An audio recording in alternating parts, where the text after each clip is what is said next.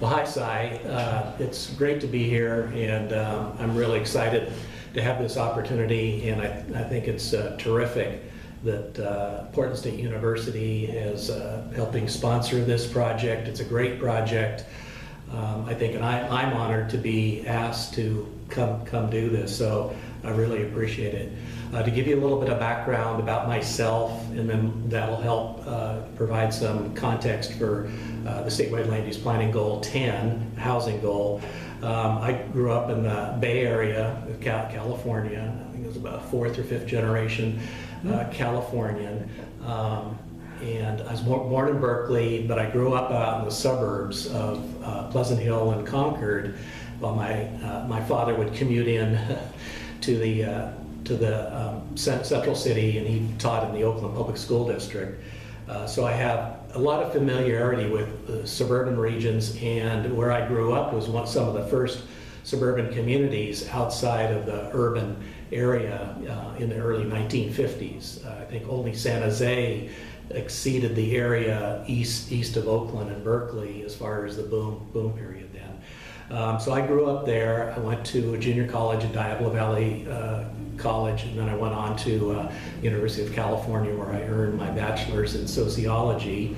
And that started my interest in urban planning and connections to why things are the way they are. Why is this built environment this way? How does growth occur?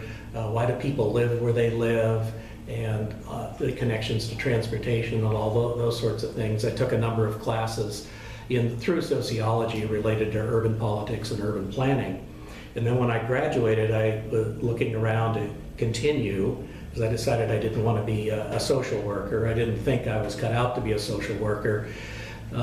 So I looked at graduate schools, and ultimately landed at the University of Oregon in the urban planning program there. And this was in 1970, so I graduated from Berkeley in summer of 70, and then I arrived in Eugene in the middle of field burning, and I thought this was the worst smog I'd ever seen anywhere. And I spent time in Los Angeles, and I couldn't believe it. Where had I just come? And all I could do was get country western on the radio. So after the initial shock, I settled down and had a good experience at the University of Oregon. There were three faculty at the time: Dick Raggett, Stingley Cho, and Marvin Gloge. Marvin was a longtime practitioner. Recently passed away about 2 or 3 years ago, and so he was kind of the nuts and bolts guy. Dick Raggett's had a strong background in urban planning. He was also a practitioner and had a strong background in housing, and that kind of got me interested in the housing field.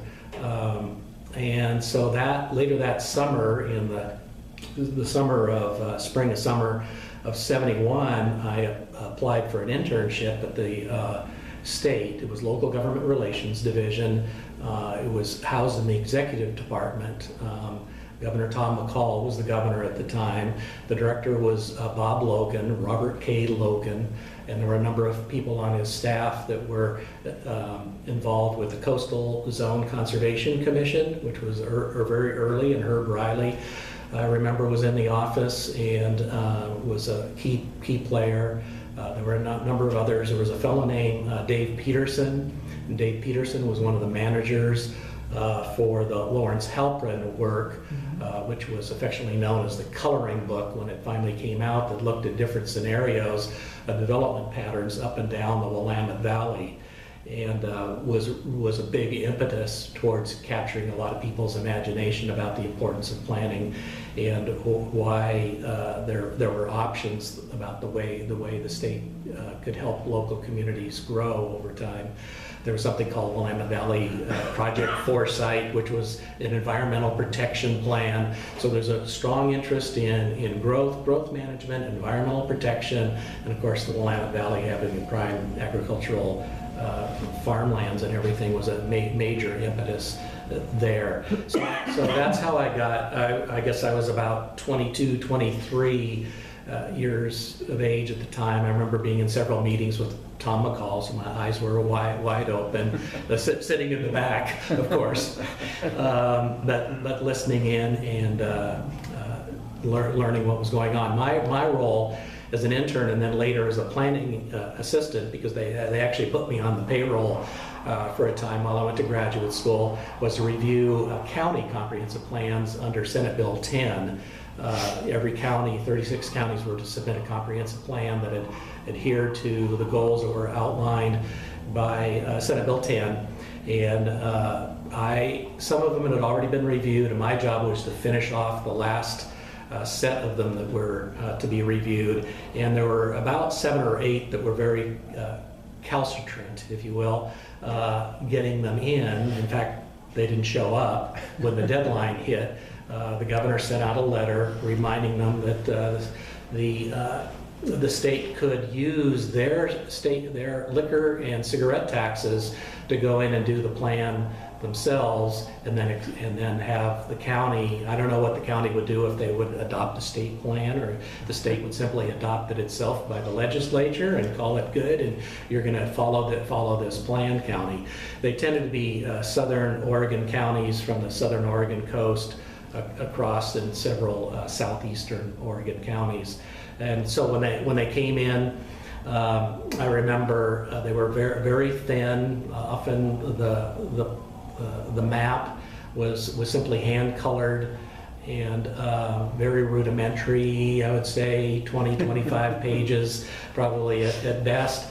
And I remember going to my supervisor, Kerry Vlahovic was his name, and sitting down with him and going through some of these and saying, I'm not sure, compared to some of these other plans that came in, if this really stacks up. And he looked at me and he said, Bob, does it have a title page? Does it have a table of contents? Is there a land use map? Is there a zoning ordinance? And some goal language, and was it adopted by the county board? And if I answered yes, then that was good enough for the department at the time. And I answered yes, so I could see very where that was headed. One of the other assignments I was given was to update the state's housing element. It had been updated previously one time, I think by a consultant, and my job was to update it using the 1970 census. So that information had just come out, and so I used the 70 census to update it to identify low and moderate income households and special need households on a county by county basis in some of the larger cities. That was a requirement of HUD 701 funding, so if the state wanted to get federal funding at the time to do its planning, this was a requirement, and it was necessary, and it had to be done. I don't know that there was a lot of particular interest in housing at the time. I didn't find a lot of people who were interested. There were some community development organizations and housing authorities certainly, and some of the larger cities had staff that were, but I did the report, got it filed. I did draw the attention of a fellow named Greg Smith, who had just started the state housing agency, and he learned I was doing this work, and he came over and had a tense conversation with Bob Logan about, well, this function really belongs to the state housing agency. We should be doing that. Not you over here. You don't have anything to do with housing. Give it to me. And they clashed, and Bob told Greg to go away. But eventually, Greg did get that. I think he went to the governor's office and complained.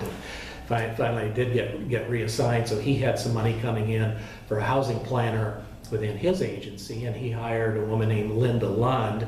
At the time, if I'm recalling correctly, she was the first housing planner. There was also a fellow named Doug Stevie, who was a housing planner and administrator coordinator, who also worked on the plan.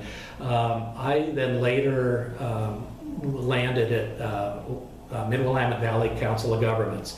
So I had my brief experience at the state, went over to the region. Wes Kovarston was the executive director. I worked under Larry Frazier, and I was became the senior housing planner. I was hired as associate planner, worked my way up.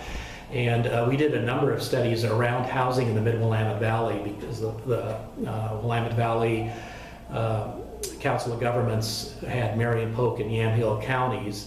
And at the time, it was actually the planning entity for the city of Salem. Not too many people realize that. but it actually was the planning function for the 3 counties and the city of Salem. And so the planning directors actually reported to West Covarston, a very unusual arrangement that the counties would give up that kind of some oversight at the time. And West Covarston became kind of famous, infamous, well-known for establishing the first urban growth boundary in Salem, known as Covarston's Corset. He was supported by work that was being done at Willamette University and an economist named Russ Beaton, who did analysis about the significance of the boundary and whether it would drive up housing costs or not, drive up land costs or not.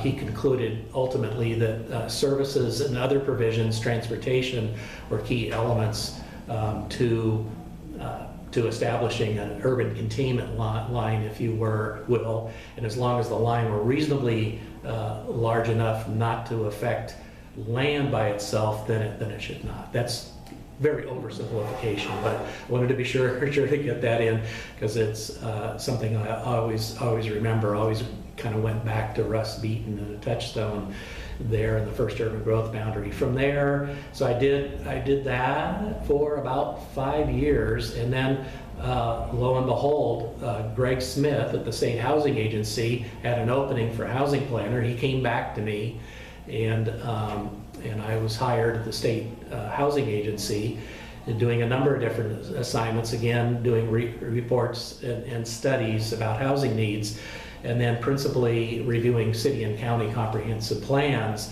against Goal 10 in particular.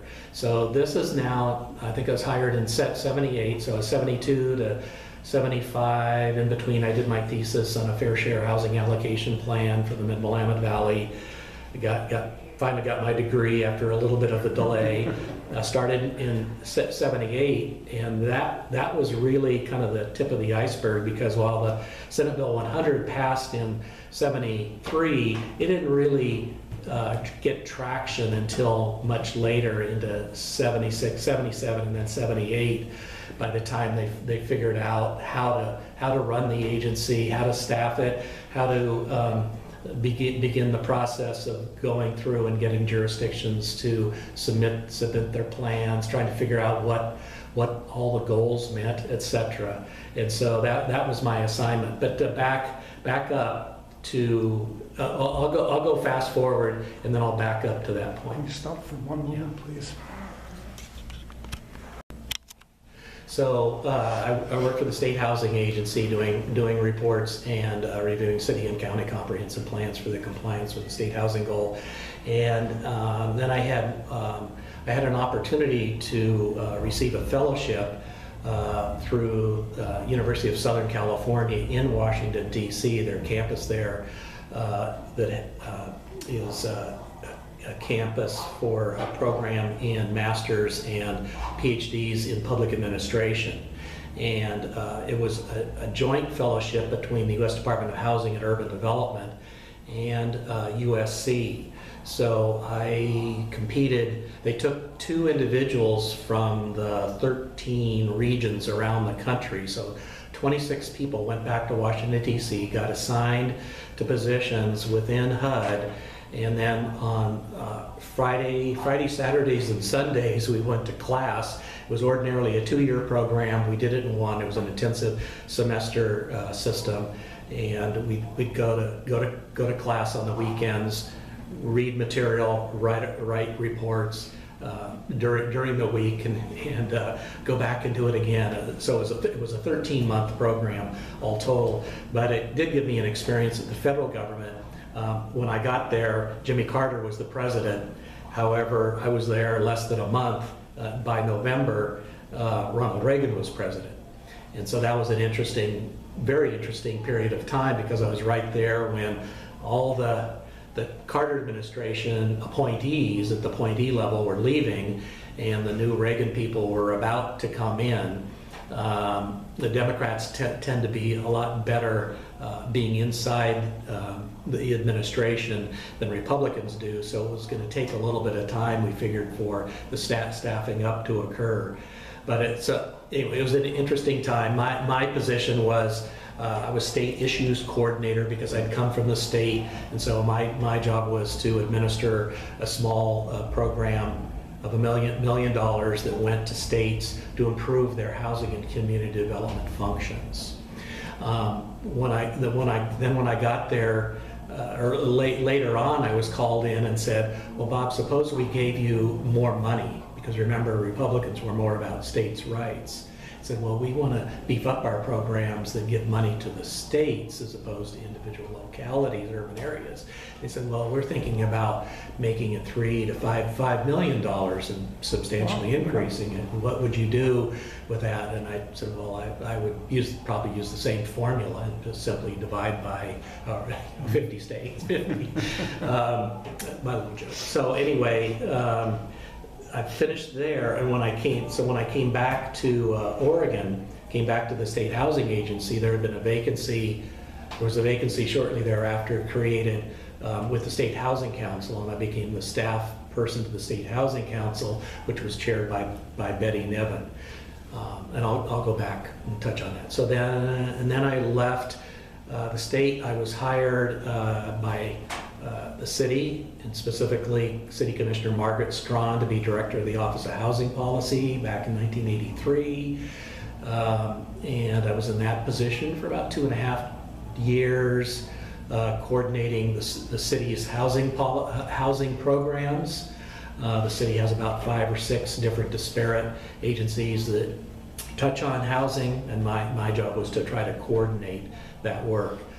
Later, once Frank Ivancy was defeated by Mayor Clark, and Margaret was given the Bureau of Planning, she said, Bob, we're going to put the housing function within the Planning Bureau, and so we're going to have you head up the housing within the Bureau, so it'd be seamless.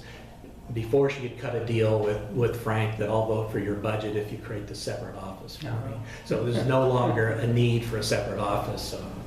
So that began my career at the city. That was 1983. I retired officially in 2010. I worked for another year part-time, doing some consulting work for the Bureau through 2011. So from 1971 to 2011, I was doing the math the other day, so almost 40 years. At the end it was part-time, and at the start it was part-time.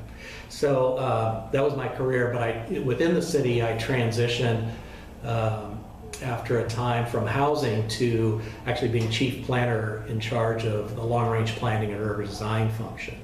So I didn't lose housing entirely, but I broadened out substantially. I had 1 or 2 staff doing housing planning work within, but then I did all the comprehensive plan work and Goal 5 and all the different goals and environmental protection, historic preservation, and the full gamut within the comprehensive plan. I did that for 10 years. We concentrated on a lot of plan updates, individual plan updates by the goals. Because over time the goals would get new administrative rules, we'd find ourselves out of date, we had to update them. So I did that for 10 years, and then I transitioned over into special projects and worked on special projects for about the last 8 to 10 years. And so I'd always done the legislative liaison work. So when the legislature was meeting, I was the guy that was asked to go down to Salem and represent the city's interests in from housing to comprehensive plan work. And that emanated from the fact that I'd been in Salem before, and I had done testifying work before the committees of the legislature.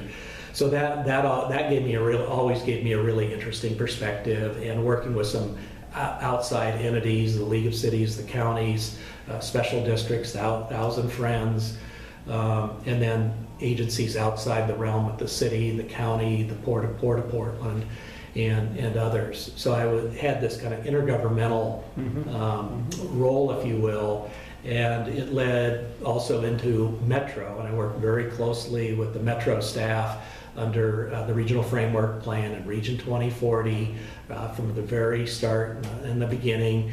And usually my role was that the director of the Planning Bureau was usually the front person named, and the city always had two people named because it was on a proportionality. We would get two and Troutdale would get one. I don't know how that was proportional, but that's the way it worked. And so I was usually there at the table with David Knowles, and then I think I was there at the table by myself because we went through a period of acting directors from Michael Harrison to Carrie Pinard to Deborah Stein, and then ultimately Gil Kelly came in, and I usually sat right behind Gil, or I represented Gil at those meetings. And then I was also the liaison to MPAC, which is the Metropolitan Policy Advisory Committee, which is the elected officials.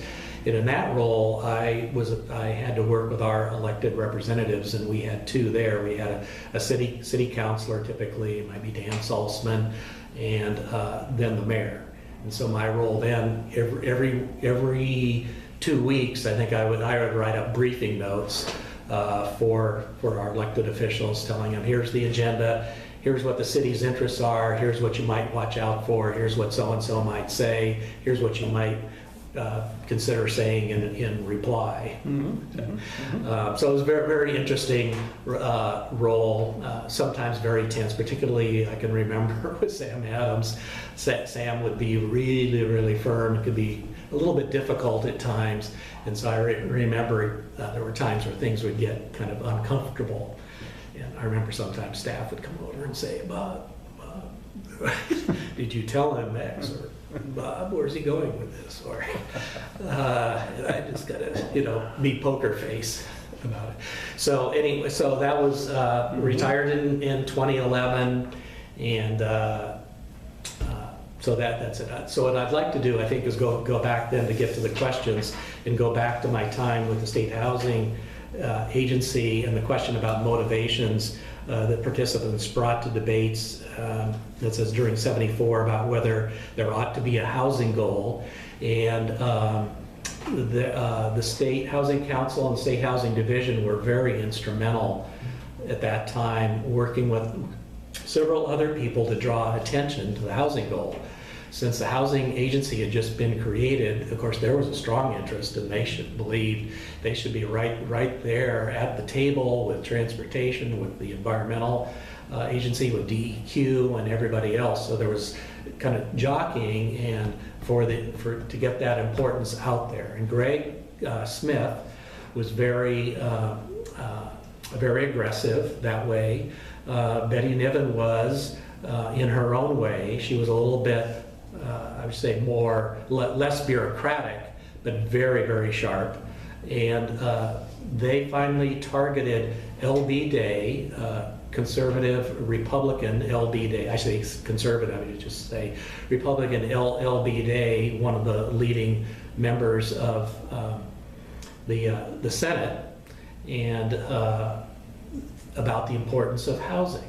And LB had been represented the Teamsters, and so they appealed to LB's position about all of his membership, truck drivers, and all the people working in the agricultural community and the produce and on the farms and everything that would need to have a decent place to live, and that their interests needed to be represented in planning down the road for the future.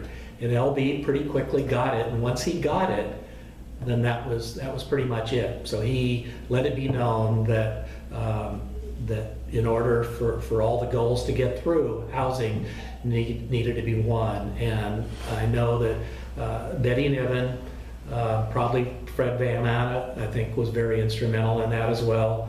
I want to say the name Nancy Fadley, but there was a group in Eugene who would push for it, and then Greg Smith himself. I think Betty was affected because she was the citizen lobbyist.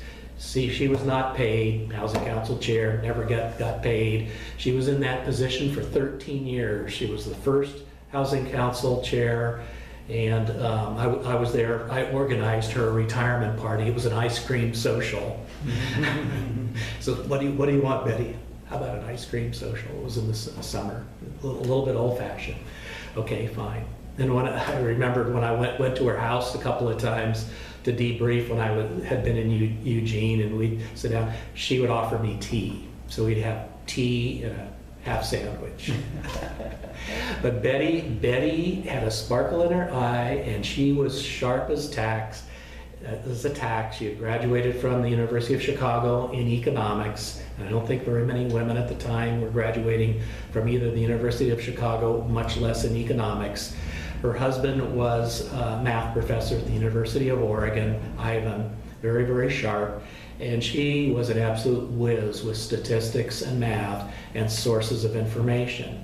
So you could not beat Betty when it came to understanding math and understanding statistics and making a case with specific information. One of the things she always put in my head was, you never go to a testimony without leaving them something. You never go to a committee, you never go into a meeting without leaving a piece of paper that explains what your interests are. And it might be dense math and statistics pointing out a point, but you'd have some bullet points, and then you would always leave it. Now, when you went before the committee, you always had to have your 15 copies of your testimony in advance, and you could stray from that, etc. So you'd be leaving that, but you'd always usually have a one-pager that you would leave. So we were kind of be big on, we'd have a brochure about the Housing Council and the Housing Division and projects and that sort of thing that the division was interested in. State Housing Agency was a finance agency,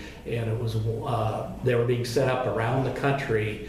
The federal government was supporting them, and there was kind of a fad. And so I think Oregon was part of the first wave of those state housing finance agencies. Greg had worked in Washington, D.C., he'd worked in the Peace Corps, but with another nonprofit. And so he saw this coming. So he was from Prairie City in Eastern Oregon, and he decided he was going to come home and he was going to lobby for this, and he got the attention and got it going. So that was some of the motivation. LB Day, pointing out all the different groups that would need to have housing and how important this was. One of the things that the goal, I think, also drew people to it who had social equity in mind. I think of all the goals, it clearly has a social equity aspect and a function about being fair, for fair housing, and there was a lot of impetus at the time at the federal government for fair housing, but not very much going on really at the localities as a matter of right or something that should be paid attention to when you're doing your comprehensive plan. So I remember Greg telling me, Bob, we're financing all these projects and we're doing all these things, but he paid me one of the best compliment, I think, one of the best I've ever been paid. He said, your work, while it's not tangible, where you can't see anything, your work is going to leave something where it's going to be ingrained, either in statute or in policy or in an analysis that will explain why the housing goal is so important and why providing for a broad range of housing needs, will be a lasting legacy. And at the time, it was nice and you could sort of see it, but when you go look back 35 years later, you have I have quite a bit of appreciation for it. A number of things happened then.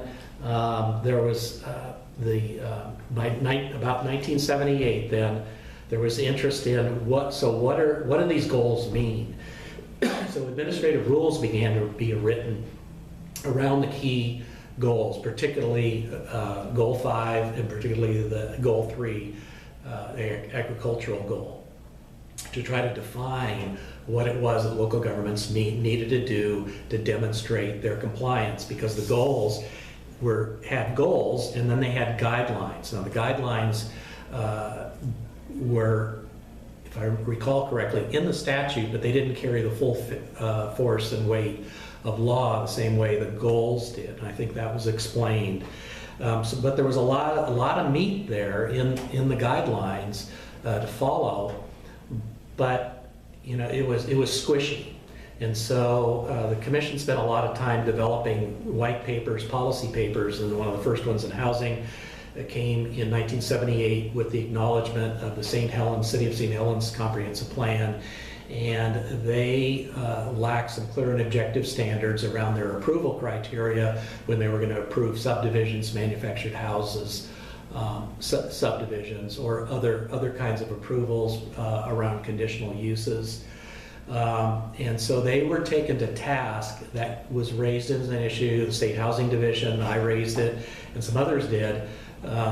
And that later became known as the St. Helens Housing Policy that led to being more specific about what constituted clear and objective language. So the department put together a paper that described what was not clear and objective standards, civic enjoyment, and you can kind of imagine, and what did constitute clear and objective standards. Clear and objective standards tended to go towards the measurable numeric side. There was a little bit of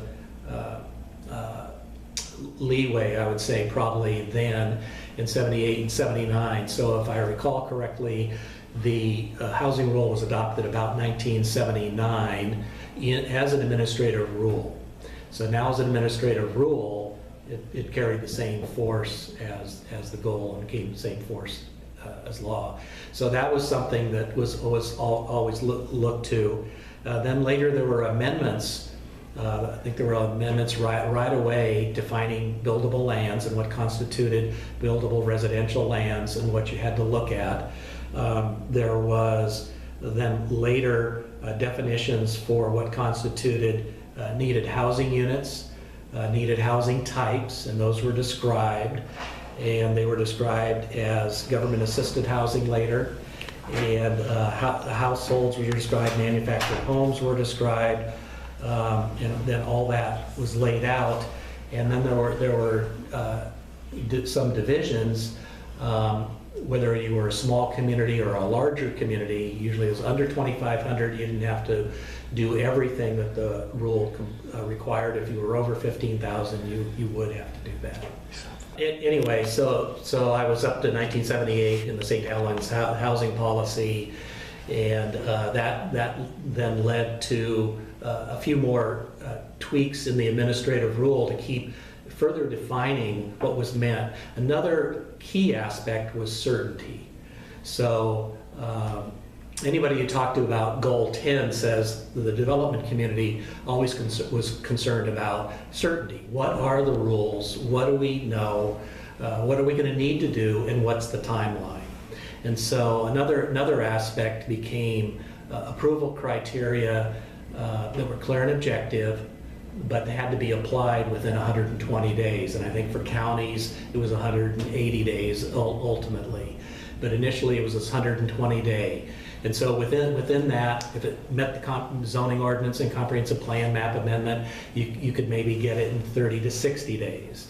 And then above that, if it was conditional use, it was probably going to take you the 90 days, then up to 120 days. But at 120 days, there was a cutoff, and all the land use lawyers can walk you through that process and what is meant. If you went to the applicant developer and said, you know, there's still some things that we want from you, this geotech report, the soils report, or something else to complete, the staff could ask for the applicant to, could be given more time if the applicant said yes. So it could be another 30 or 60 days to get that in. I'm not sure that at any point it would go beyond 150 days. So this is coming back to me now. And at that point, the staff would just have to say, no, your application is not complete, so we're going to have to give you a denial. So at that point, the applicant could either appeal that denial or withdraw it and have it sit on the shelf and reenact it again, or reactivate it again when they came back in again. But so that was another aspect. And then I also wanted to, I saw one of my notes here about the rule eventually led to being really clear that the standards or conditions, being clear and objective, may also not be attached in a manner that will deny the applicant or reduce the density provided the proposed density is otherwise allowed in the zone. So there was a lot, then there's other language that has to do with cost and delay.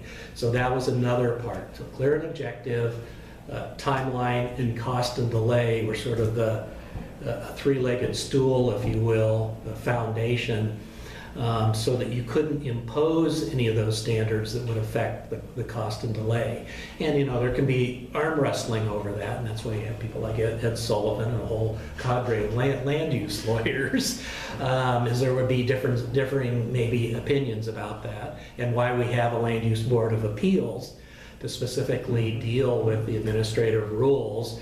And I think that's one of the brilliant things, some might disagree, but around the rule is that you're not going to the circuit court, you're then not going around the state, and you're not going to the Court of Appeals and onto the Supreme Court that don't regularly deal with the land use law and land use legislation, especially at this level of complexity.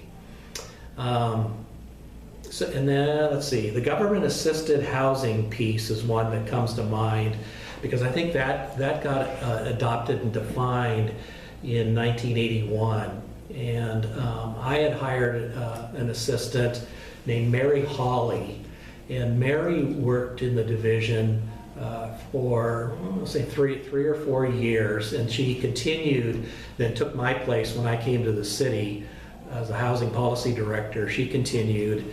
And I think she was largely responsible for getting that piece and a couple of other amendments to the rule. Mary was very firm, very good. She would sometimes annoy the DLCD staff with being her firmness and not giving any ground. But I had a lot of respect for her that way in doing that. So I wanted to put her name out there. I mentioned Linda Lund, Betty Niven, because it's occurring to me that this was a world of a lot of men, particularly at the time. Not a lot of women in the legislature, not a lot of women in positions of leadership. Another woman who was in Eugene at the time, who was a great fan of Betty Niven, was a woman named Robin Johnson. And Robin, as far as I know, was hired. She was the housing expediter for the city of Eugene. The first position that I know of where somebody actually hired somebody to specifically work through the city departments and other bureaus with applicants when they were residential applicants to try to help them get through the process. And she knows John Van Landingham, and John Van Landingham came along much later, but John also is a lawyer. With its legal aid, and they have a different title today. But so there was a really strong interest in Eugene about housing and around fairness that Betty came out of, Nancy Fadley came out of, Robin Johnson. There's also Dorothy Anderson. Yes, Dorothy Anderson. Yeah. Also Eugene. Yes. Goal one. Goal one. Yes. Thank you. Yeah. Yeah, so anyway, I wanted to put a few of those names out there because I could easily tick off, John Chandler and Don Miner and Burton Wiest and the roles, Charlie Hales and the roles that a lot of white guys played, including myself, in that process. Greg Winterode was there then, and he and I were close colleagues, me working the division, him working at DLCD. Greg deserves tremendous credit for his work working with the department to create the housing rule and bring local governments along to accept what was going to need to be done, because virtually everybody from that point forward was going to need to change their zoning ordinance to comply with the St. Helens housing policy and the rule, and most of those, many of them did not. So it was a real big, steep learning curve at the time, and there was was a lot of pulling at teeth, and that over at the housing division, we were the advocates. We were pushing hard. And when the pushback would be, "Oh, you guys, you're just one goalers. You just want this," just like the agricultural people wanted farmland preservation. The housing people wanted to see the housing goal advanced in a very sophisticated, fair way. There were some key jurisdictions. City of Monmouth was one that had a charter provision that said if you're going to have subsidized housing development in the city of Monmouth or urban renewal, you had to have a vote of the electorate to approve that. They had never implemented it, never had a vote. They didn't have any subsidized housing other than a farmer's home subdivision. The subsidized housing was over in the Twin City of Independence, which was the mill town, and so a lot of the executives lived over in Monmouth, which was the college town, which was also a dry town, by the way. I think it was the last dry town in Oregon. I don't know, maybe it still is. And so that was kind of a classic, the tale of two cities that were adjoined, right? Their city limits ran right next to each other. Right. And the Hispanic population lived in Independence, and low and moderate income lived there, and more middle income and upper income neighborhoods lived in Monmouth. And so we took that, the housing division took it to the Attorney General and said, gee, it seems like on its face this is a violation of the housing goal. And they said, yeah, on its face it is. So what do you want us to do about it? So it was the old, well, you need an adverse party to come and take action before you can have before any final determination. So you're going to have somebody go to Monmouth, get turned down, and come back and then have their case adjudicated. I went to LCDC and raised the issue of this charter agreement over here as in violation of Goal 10, in violation of their plan, as thwarting and being an impediment to the plan. And I was told, well, Bob, that's nice, but our purview is the plan. Our purview is the land use statutes, and this thing over here, we're not supposed to look at. That was the bottom line, what I was told. Now, I did garner, I think, 2 or 3 votes from LCDC to hold up their plan and say, we'd like you to go back and look at it, but ultimately we lost that. But we made the good fight, made the pitch, and then we were able to go to the Attorney General. Then we found a developer to go to Monmouth and propose some housing, which they did, and they never imposed their charter provision. So they were sort of in violation of their own charter provision by not taking the electorate. Probably it was going to cost them money, anytime you had a ballot provision on there. And I think by then they had gotten the AG's opinion. By then they'd already been embarrassed in front of LCDC, so they just decided, we're going to leave that alone. When I was thinking about all this again and doing a little bit of research, I Googled. I did find a provision I think it's in the statute that was adopted about '83 that did bring charter provisions into the goals, and that's something I'm not very clear about, but I was surprised to see it because I thought it was still standing out there, freestanding. That if there was something you wanted to sneak in that that LCDC couldn't review, you could stick it over here in the charter. Corvallis, charter provision, have to annex. Another example where we objected to the Corvallis plan. We raised that issue. There was a fellow named Mel, I can't remember his last name. I'll tell you in a second. He came to us, we said, yeah. I think he had an annexation turned down. I think he got turned down 2 or 3 times inside the urban growth boundary, adjacent to the city limits. From all accounts should have been annexed, but that was a means by which Corvallis could play sort of no growth. And we saw that, and DLCD staff saw that, Greg Winterroad saw that, and others.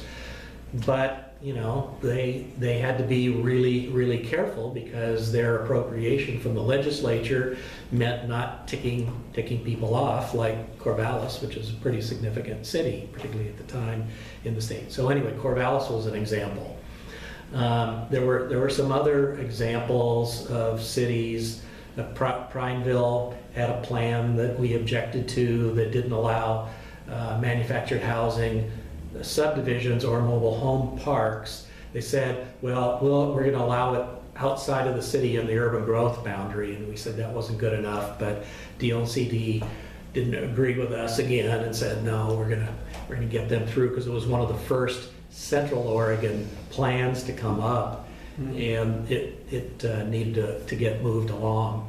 Probably telling a lot of stories that a lot of people would disagree with here now out of class. But anyway, so there were a number of others. Lake Oswego was infamous in their design review criteria, and DLCD did come down very hard on them about their design review. They were very proud of it.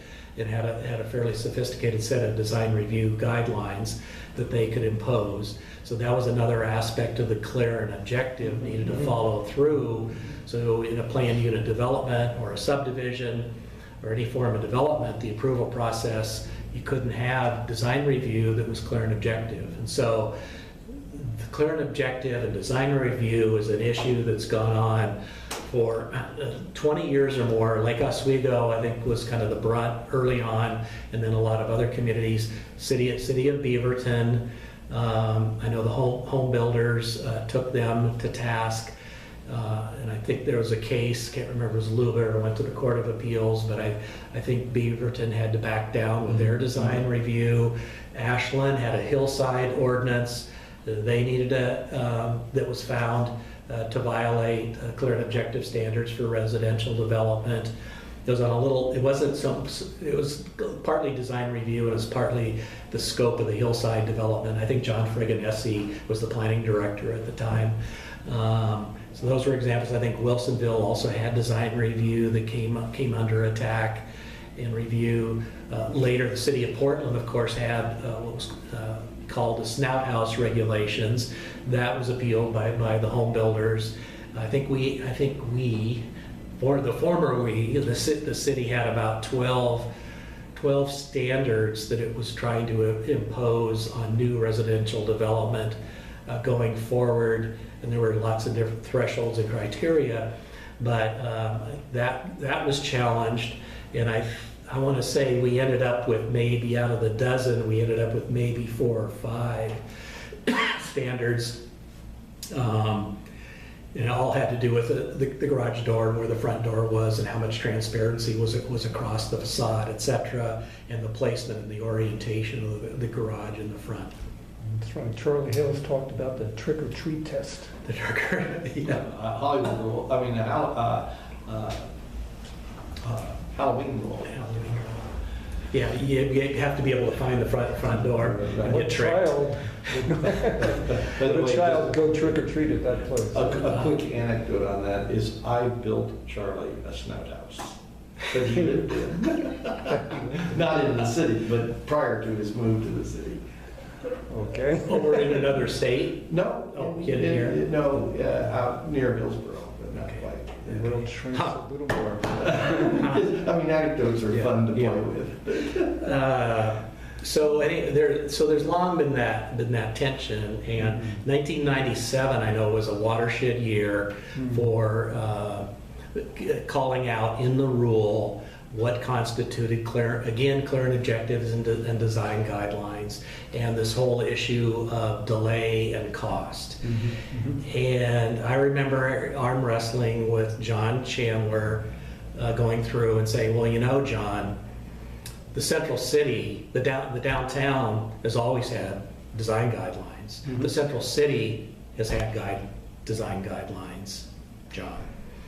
And now we're in a new realm of a framework plan, a 2040 plan, and you're not going to try to be telling us that we need to have clear and objective standards that are measurable for the downtown when we got high rises and all kinds of things going on with buildings cheek by jowl up against historic buildings and older buildings and the like.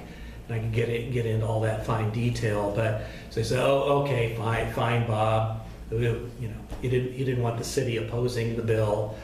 And I said, oh, and we'll want a regional center. Gateway is going to be someday a counterpart. So we got the two of those things. He said, okay, fine, Bob, get out of here, go away. But I came back several different times trying to get design guidelines for our other 2040 centers, principally light rail station communities and town centers. So we only have one regional center, Gateway. We have, I think, we had about seven town centers, and then quite a number of station areas associated with the light rail. So you're running into the same kinds of issues that you run into with design in high density situations. So we were both anticipating it and we had seen it. And we offered a couple of reports showing kind of barrack-style developments at light rail station communities, where we said, they really don't meet any standards, and we've only got about 4 or 5 clear and objective standards that we can impose, saying there has to be a door to the light rail station and the like, and so many wind transparent spaces and the like. And what we were finding is that certain builders could meet those standards and really put up barracks housing that violated anybody's objectives for development around the light rail station, that they should be pulled up close, that they should have good pedestrian access, that they shouldn't be dominated by the auto. In one of these cases, the parking lot's right there adjoining the light rail, et cetera, et cetera. So we got in, we looked at it, and the other thing that happened was in decisions about clear and objective that came down from the Court of Appeals, they said that clear and objective meant measurable, meant numeric. So it meant that you had to get out your ruler and actually be able to quantify. And all the experts in design would say it can't work that way. And some of the more eminent scholars from Seattle, Mark Hinshaw, for instance, who's been around this field for 30 years, at its worst is a very blunt instrument when you have all the design details that you can't describe. And so that was towards the end of my career, and I got into it a little bit with John, and I got into it with my former colleagues, Greg Winterroad and Bob Rindy and Ed Sullivan, and so anyway, that's something that I'm sure today they would still disagree with me about, but I've seen it from a different lens at a much higher level degree of urban development. So the transportation planning rule played a role.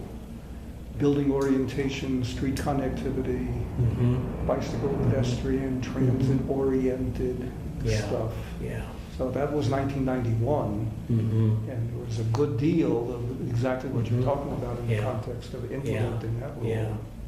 And I think what some developers saw was that coming about and still not being too onerous in the way it might be applied. I'm sorry, I can't immediately come up with exact specifics, but that was extremely important in terms of doing a good job to create the framework plan, to create the environment around which light rail station communities and town centers could be a lot more successful. Because the early days of the line from Portland to Gresham, it was a little kind of a wasteland. And remember, much of it had been unincorporated. Multnomah County was platted much differently, wasn't urban plat, so it suffered from a real mix of ownership types and platting types, and it really took both TriMet and PDC to come up with some specific projects, and the city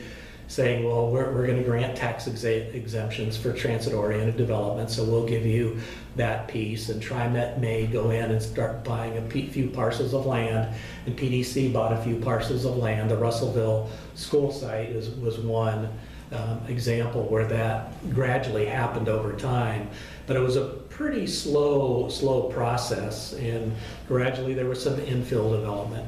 But even right up until 2008, 9, and 10, there were still some developments out there that were occurring that were causing us problems.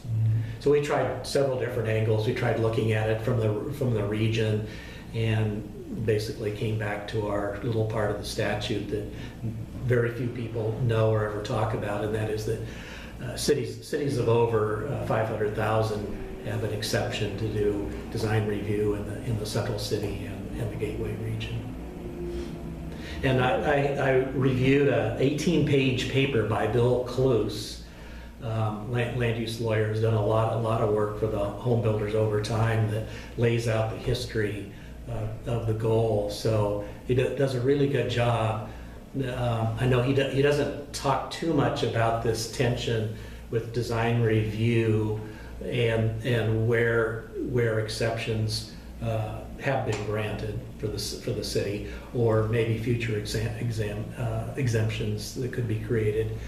But I think that's something to look to down the road, whether there's opportunities to improve that. It'd be interesting to talk to the design review staff at the city now to see how they feel about it. There's Bill Cunningham, Joe Zender, Eric Engstrom, and some others that have spent an awful lot of time looking at these design issues and trying to figure out how we can do it and stay within the law. One of the jokes that I would periodically hear would be, well, maybe we could go ahead with discretionary, not clear and objective design guidelines and wait for somebody to sue us. But we tried to be good Boy Scouts, Eagle Scouts, and always look at the law and try to design the regulations around it. I think from some other things I've read that the departments had trouble always enforcing the clear and objective standards. I know they've always struggled with staying up to date with the periodic review compliance process and acknowledgement process. So that's something that I appreciate staff at DLCD taking a position, well, we don't want to tinker with the clear and objective standards, because if we gave something more to Portland, somebody else might say, well, if it's good enough for them, why isn't it good enough for us? Right. And we tried to create, we said, it's got to be medium to higher density developments. It only can be, do you have a light rail station? Not very many people do. Do you have a town center under the Metro 2040 plan? Not very many people do. So anyway. Right. In kind of this dialogue, did you see any breakdown between planning, BDS, BES, transportation, not necessarily in interpretation, but in application? At least one of the things that you hear from the developer side, whether it's legitimate or not, is trying to understand, how do you actually dance through this? Mm-hmm. And you talk about not the theory, not what you're really trying to do, but when it gets down on the application side. Mm-hmm. An example of that is the 120-day rule. Mm-hmm. And you apply, and then you talked about the kind of the arm wrestling that goes back and forth because of the multiple costs and time associated with keeping your project alive, right? Because of the different bureaus. Mm-hmm. So it's just your observation about planning and the bureau system and how that interfaced. So you have any comment about that? Yeah, well, so it was the Bureau of Form of Government, and it's long been, agonized over. Everybody else has a city manager. We have the Tulsa form of government, or the Galveston form of government was the origins of it, right? To fix problems, and when there's emergencies and crises, and I don't know if we're a city that works really well, maybe we don't need that form of government anymore. So I'd be certainly a big fan of the city manager form of government, where you could have a management structure where the managers are reporting to a city manager, and you let council be the legislative body. That, I think, would go a long ways towards fixing some of those, because as long as you have the fiefdom of the bureaus, you have a commissioner going in one direction, and that bureau head, trying to maintain those objectives, whether it's BES and doing lots of swale projects, and the cross-cutting gets difficult. And then it's a good thing when planning is under the mayor, but BDS typically isn't under the mayor. So I liked being under the mayor, because usually there was just a little bit more oomph to things. And Charlie, of course, Charlie Hale separated off the current planning from the long-range planning function, much to the chagrin of a lot of people at the time internally, who found it real difficult. But I understand what Charlie was trying to do, and trying to get the current planning staff better connected with the other bureaus and the other permitting approval processes. I've been away from it now for 6 years, and I was on the long range side. But I would hear those clashes and issues come up periodically, all the time. And remember, so when I started at the city in 1983, I think the zoning code was about 250, 300 pages long. It was in one volume like this, and a lot of people you could virtually memorize it. And by the time I left, it was 2 volumes, and I don't know how many pages, 850, 900 pages, and 10 years before that, it was, you don't memorize the code, you learn how to find things that are in the code, and you know how to get into it, et cetera, et cetera. So I know from my experience that there would be cross-cutting regulations. You get one bureau pushing in one direction, whether it's being green and sustainable, and curb cuts and certain standards. For tree planting is another good example, versus just the clear objectives, and have you met the setback and the height and the floor area ratios, and have you done your solar calculations and that piece of it. But then there'd be these layers of other permitting that would come over the top of it that I know cause problems, which kind of goes back to my point about Robin Johnson, the city of Eugene, and a housing expediter. That's why Robin was there, is she would get these clashes. But that was 35 years ago, when things are a lot simpler then. So in terms of following up, back when you were at the division, and the 120-day rule went into play, Mm-hmm. and I'm trying to think of this, just so you understand the context of the question. Developers that work in Silverton or in Salem, or one more unitary government where they don't have to dance around between 20 some odd jurisdictions where they're doing their work. Did you hear from Chandler and or Fred about builders frustrated with the 20-day rule in terms of being able to meet it, or were they such that because of their infrastructure and they're dealing with one form of government, one set of planners, one bureau, not necessarily even in a one-stop system, but they had a better fundamental understanding of it, and in the metropolitan area, the complexity of the governments, multiplicity of governments, did that increase the challenge from a more from a simplistic perspective of how builders think, when they're trying to get in. Because if I go back and I kind of do the interviews from people out of the industry, they, it's the challenge of not understanding. And at the smaller community, or even mid-sized communities where it was one jurisdiction, that's past, a Medford, I mean, something like that. Did you, in your work at the division, see, as you worked with Chandler and others, did you, was there a difference? No, Well, was it too early? It was probably too early, because I left there at 83 and came to the city, and then was immersed in the city and all its complexities.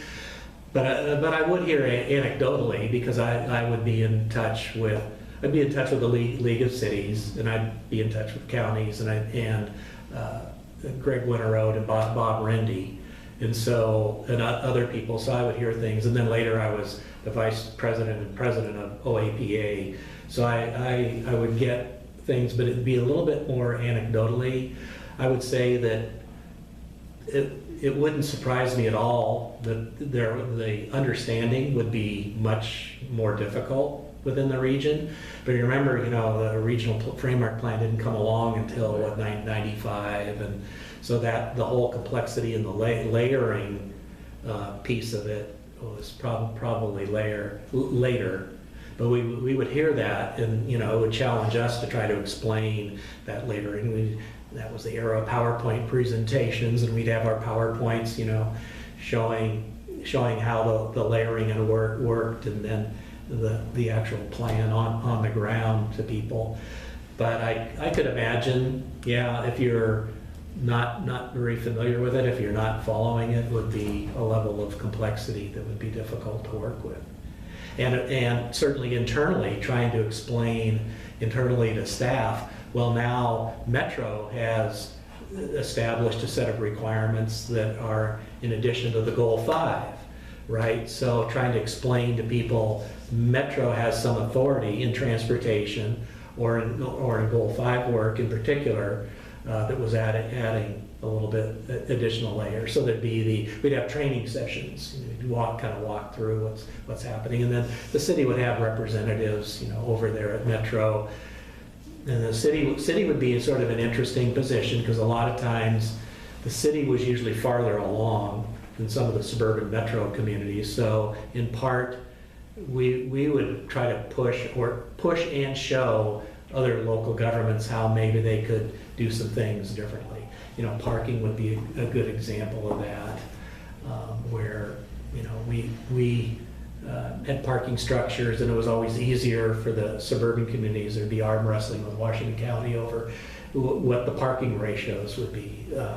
Would be kind of one of those areas where the city actually would be pushing for better ratios, because we figured the more the suburban communities began to create town centers and main streets, and were designing their transit stations to be a little bit more like ours, then the system would kind of grow together. So I've taken your question, and I told you that the city would sort of push on that. So we were probably both a hindrance at times, but we were trying to further goals at the regional level. Please reflect generally, based on your experience at different levels, about what Goal 10 accomplished. Well, I think Goal 10 accomplished a tremendous amount. When I started, I was referring to it as a social equity goal, the one goal that looked at social equity issues across the board, from farm workers housing to government assisted housing. There wasn't a high degree of homelessness, with the exception of the Portland area, so that wasn't really on the radar screen at the time. There was the connection between density and affordability that was really important. So the goal was really early and did an awful lot. A lot of the people that were working in the field at the time were, it was kind of coming out of the environmental movement and a strong social movement. that was emanating across the country nationally. And so that began to work its way into the state. And so I think that was an aspect. A lot of the planners were just, and planning commissions, city councils, and boards of commissioners were just usually used to dealing with nuts and bolts of zoning and land use and building permit approval. And so this whole thing about, we need to analyze what our needs are, and we have to accommodate those needs, and we're supposed to rewrite our zoning ordinances. That was really pretty revolutionary stuff at the time. And I know there were a lot of grumpy planning directors and planning staff that would look at the state and get all exercised about having to do those things. And to some degree you understand it, because they had more limited staffs. I mean, some jurisdictions just had a clerk.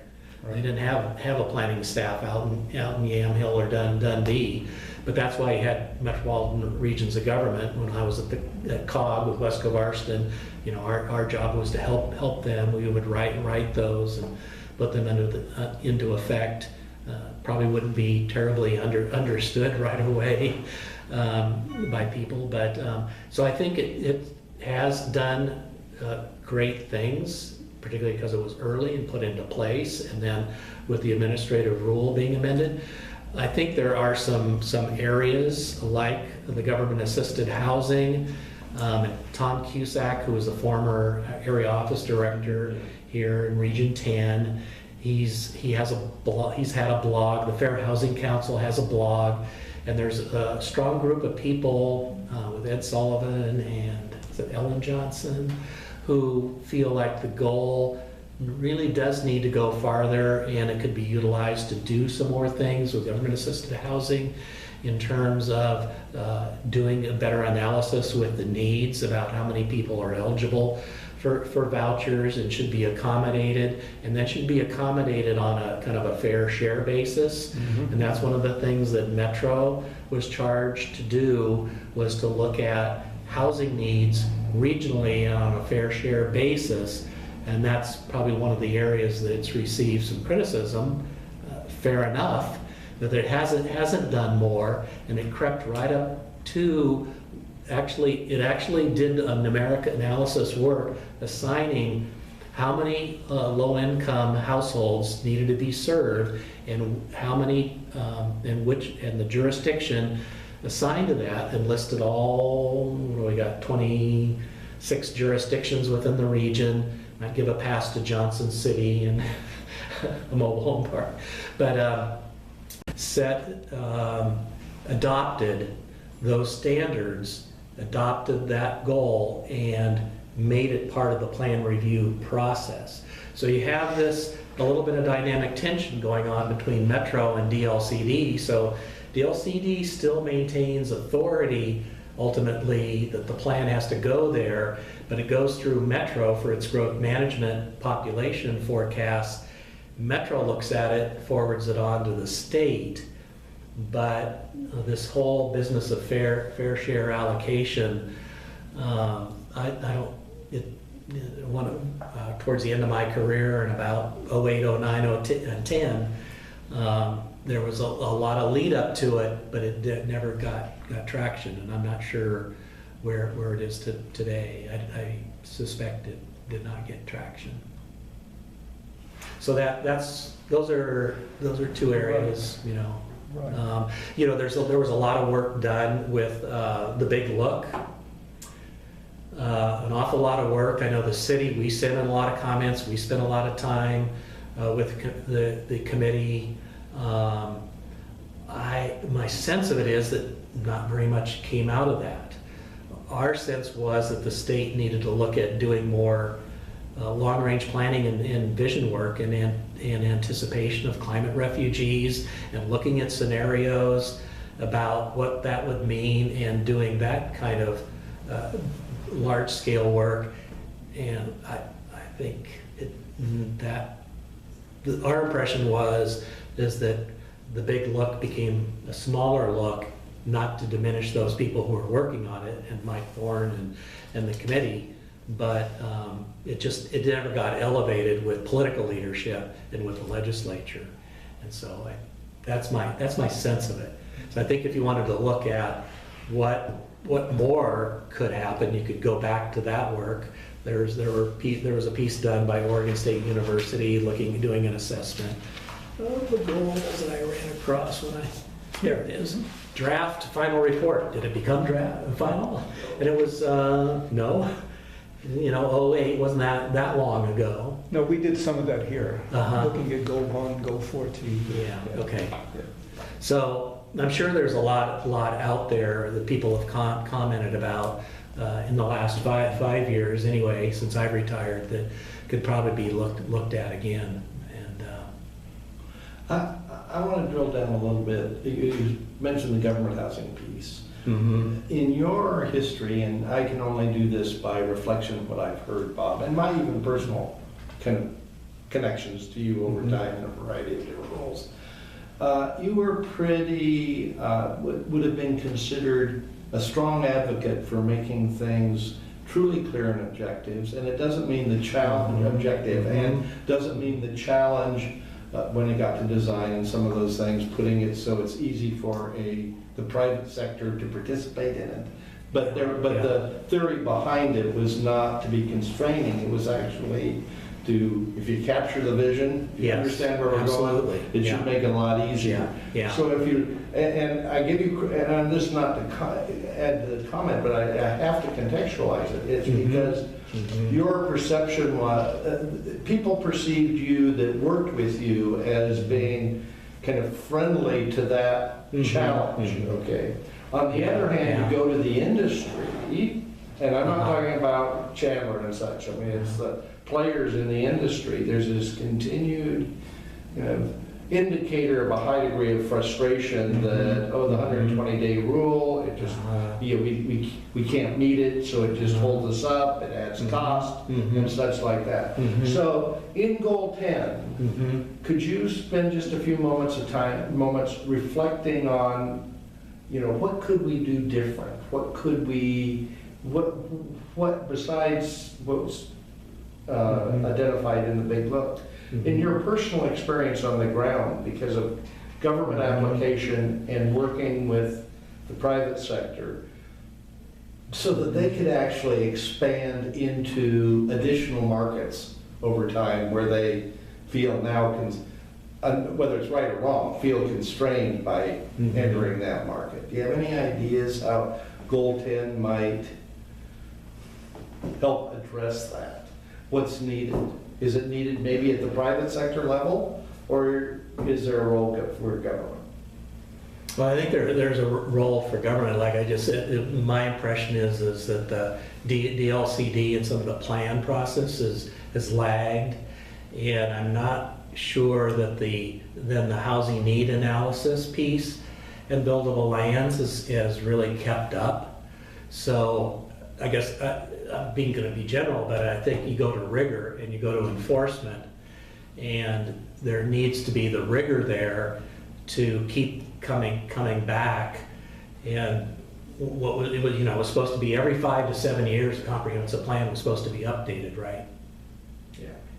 I wonder what the statewide average is for that. Or, you know, you let a jurisdiction do it piecemeal. Okay, we're going to do these 5 goals over the next 5 years, and then we'll do these 5 goals, and the next thing you know, you're 15 years plus out there, and you haven't really looked at the whole thing, and you haven't looked at the linkages between the implementing side and the goals and the rules and everything. So there's that piece of it. You know, the market is just the market and the building housing types. I don't need to tell you this. It's changed so dramatically. You know, I can remember when there was no condo market. You know, there were a few condo projects, and then the market would go do this, and then it would come back, and there'd be a few more. And then, you know, now attached housing, high rise, and skinny floor plates on a 5,000 square foot lot. I have one. Well, there's one in my neighborhood. I think there's now 3 or 4 in the city, maybe more, and another 3 or 4 on the books. So the type is different. You know, you go out to Sherwood now, which it used to be all kind of rolling farmland, and you have clustered development of townhouses and attached units, and same with Hillsborough. So I have to give a lot of credit to those communities having made a lot of changes. We'd grumble at them when we were at the city. When I was at the city, we'd grumble back there. But so it kind of depends, I guess, whether you're talking about a builder who wants to do more single family or is prepared to do the attached, as to maybe the level of sophistication. I think some of the developers now, they're larger than they used to be, I think. It used to be a lot more mom and pop, and I don't know that there are more what I call mom and pop, smaller developers just doing a few projects every year. Dog and back a pickup truck. Dog and back a pickup truck, yeah. So, you know, the field is just a lot more sophisticated, and it's more complex. Which maybe, Jim, isn't answering your question directly, but I think you could go to rigor. I don't know if you can go into timeline within the housing goal to make that happen, or not. For some parts of the state, Salem and Eugene might be ready for more of a regional approach, more coordination. But maybe that's not. I know some of them go, don't metronize, or to say, don't cross that Marion County line in the river with any of these Region 2040 concepts. But so, I think over time it has, by setting different standards. If you're a smaller community, if you're under the 2,500 or up to 15,000 population. You might look at those to make things easier to streamline. Probably the whole field has just gotten more complex, where the environmental side says, well, we need these sets of requirements, where we didn't, because we're concerned about that point source drainage and where the stormwater is going. And then we're concerned about the pedestrian being able to cross. And so now, I think things are different. I know. You want to? I've got to go to a meeting. Okay. And Bob and I, this is, go ahead.